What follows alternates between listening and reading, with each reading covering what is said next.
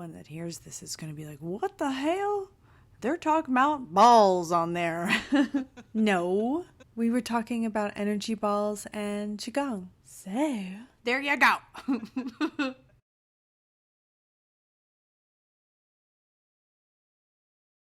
Ooh, Laurie, where do I begin? Well, I'm just like you. An expression of source consciousness. A being with a unique energetic signature that's made up of thoughts, beliefs, experiences, passions, needs, traumas. There are many sides to this personality that is SHARILYNN. There are many light and shadow aspects, you know? And as I move along this physical experience, my story, my essence, continues to evolve. And so, I'm here to be myself and follow my internal guidance, which has led me on a path of being of service to others in various ways.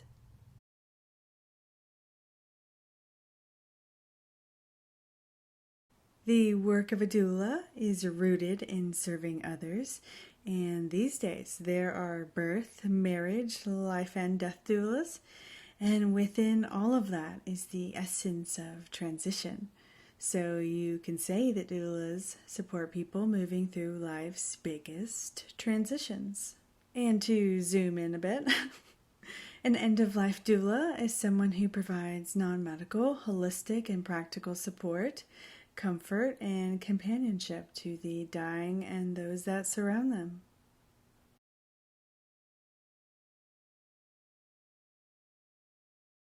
There are multiple aspects to what I do, and everything is based on what I've needed during my journey here.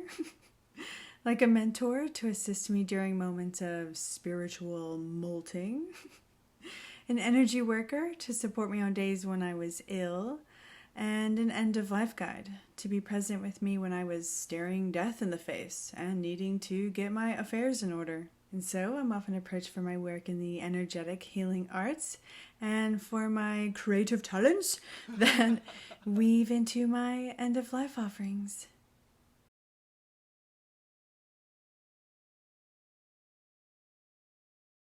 There are many ways in how that can unfold. And one of them is through legacy projects that may involve photography, crafts, writing, and living memorials. And creativity also comes through in my interactions with others. For example, when I visit someone experiencing Alzheimer's, I get to find unique ways to reach, soothe, and engage in activities with them that often involves an all-around silliness on my part, with a little performing arts influence, and it's all about having fun and a good laugh.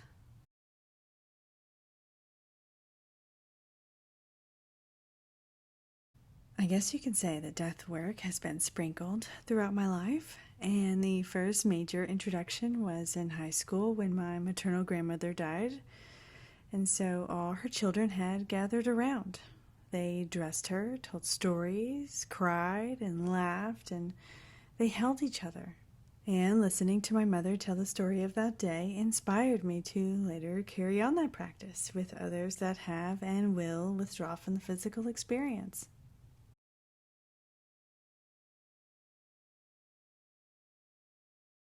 I feel like it's been unfolding for quite some time, you know?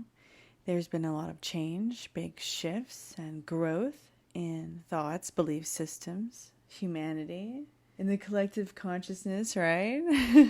And so the forward movement we're experiencing on topics like end-of-life care, death positivity, and green death practices, they're a part of this bigger evolutionary moment that we're in together, and I feel like it's happening right on time.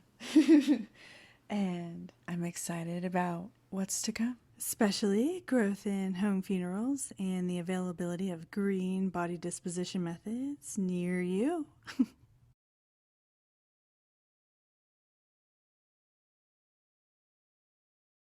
I guess the definition of hard will vary from human to human.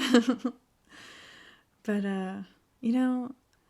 if I've gotten off track with my thoughts, or if I'm ignoring my internal guidance about something, or perhaps I'm attached to a certain outcome, or simply out of alignment, and yet still trying to make things happen, going upstream, then obviously there's going to be some pushback and discomfort. So that's what comes to mind when you say hard days.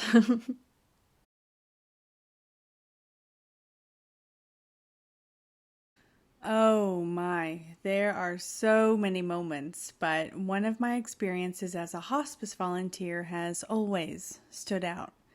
So I was visiting a lovely woman who was in the active stage of dying, and so I looked at the photographs on her wall. I introduced myself and started talking to her. And during that time, I ran my fingers through her hair, I caressed her, I loved on her, And then the next morning, I awoke to the feeling of gentle touches on my cheek. Well, I knew it wasn't from any of my children. And then, right then, I shut up and I knew, oh, that lovely woman has come to pay me a visit. And it was such a beautiful moment. And I was beaming with appreciation. And I still am. But that moment has definitely left its mark on me, for sure.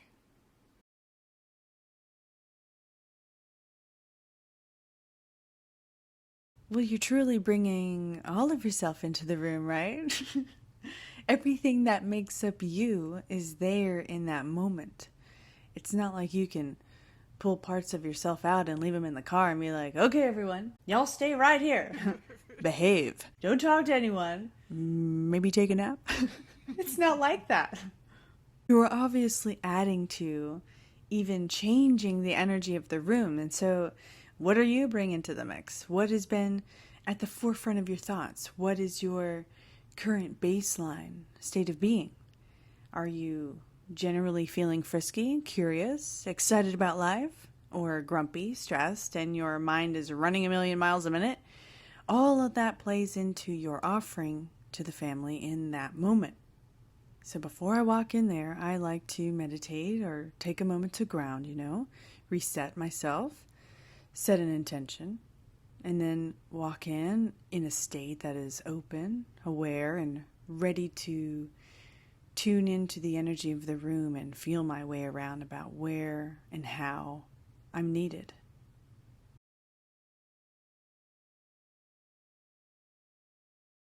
Well, if you haven't done it already, now would be a perfect time to take a deep look inside yourself. Do you know what and who you are? What do you believe the purpose of life is? What are your core beliefs? What are your beliefs about death? What is a good death to you? What brought you to this point of wanting to get involved in end-of-life care? Are there any aspects of this work that spark resistance? What are they and why? Doula services often vary, so what do you want to offer? Do you have a specialty in mind? Do you want to serve anyone and everyone, or do you have a preferred clientele? And who do you resonate with in this field and want to learn from? You will encounter all sorts of humans in this work, therefore all sorts of thoughts, beliefs, emotions, fears, expectations. And in my experience, you can only go as deep with others as you've been with yourself. And being in tune with your personal truth helps you to meet others wherever they are. And that makes you a strong foundation for others to lean on.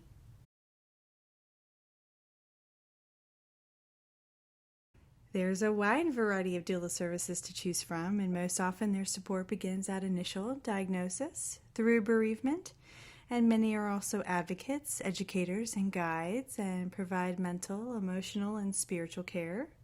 And it's a great idea to research the field and see where that information takes you.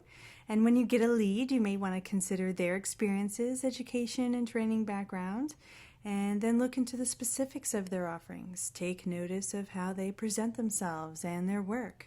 Pay attention to how you feel and respond to their words and the overall vibe you get from them. And of course, check in with those in your network because you just may get referred to someone who perfectly meets your needs.